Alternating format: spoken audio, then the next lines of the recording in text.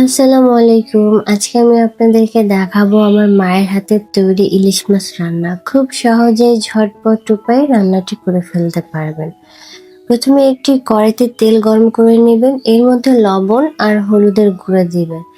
এরপর বেটে রাখা পেঁয়াজ আর শুকনো মরিচ এই মশলাটা দিয়ে দিবে। তারপর এটা খুব সুন্দরভাবে নাড়াচাড়া দিয়ে তেলের সাথে মিশিয়ে নিবে মশলাটা। দেখুন খুব সুন্দরভাবে নাড়াচাড়া দিয়ে মিশিয়ে নিচ্ছে, মশলাটার সাথে একটু কষিয়ে নিচ্ছে।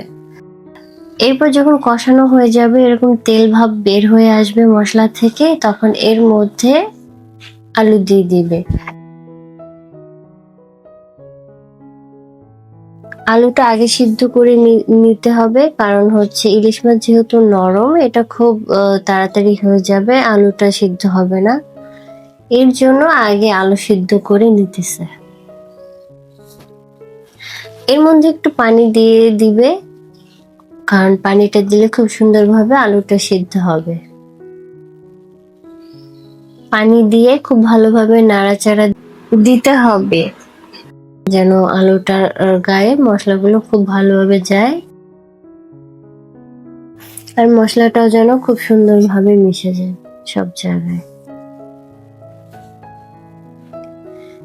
খুব সুন্দরভাবে নাড়াচাড়া দিতেছে। নাড়াচাড়া শেষ হলে এটাকে কিছুক্ষণের জন্য রেখে দিবে। এই দেখুন কিছুক্ষণ পরে একটু তেল ছেড়ে দিয়েছে আলুর গা থেকে, আলুটাও সিদ্ধ হয়ে আসছে।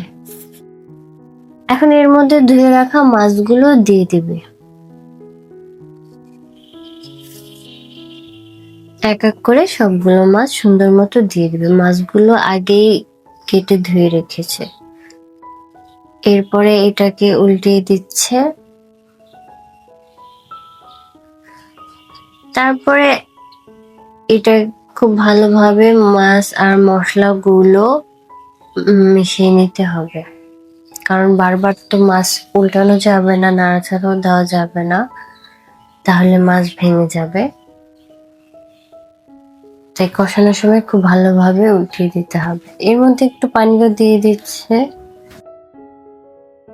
পানিও দিয়ে দিতেছে সিদ্ধ হওয়ার জন্য।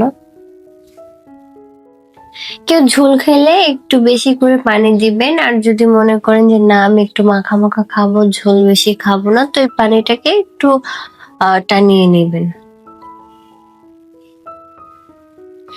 তো এখন মাছগুলো সুন্দরভাবে নাড়াচাড়া দেওয়ার পর এটাকে ঢেকে দিতেছে, এটা হয়ে যাওয়ার জন্য, মানে তাড়াতাড়ি যেন হয়ে যায়। কিছুক্ষণ পরে খুলে দেখতেছে কি সুন্দর কালার আসছে, মাশাআল্লাহ। তা আমরা আরেকটু ঝোল টানাবো। এটা কিন্তু হয়ে গেছে, কিন্তু তারপরও আমরা আরেকটু ঝোল টানিয়ে খাবো, তাই এটাকে আরেকটু ঢেকে দিতেছে ঝোল টানানোর জন্য। এই দেখুন ঝোলটা টানানো হয়ে গেছে। কিছুক্ষণের জন্য একদম অল্প আঁচে রেখে দিলে এরকম হয়ে আসবে। তো আমার ভিডিও এখানে শেষ। আজকের মতো বিদায় নিতেছি। দেখা হবে পরের ভিডিওতে। সে পর্যন্ত ভালো থাকুন, সুস্থ থাকুন। আল্লাহ হাফেজ।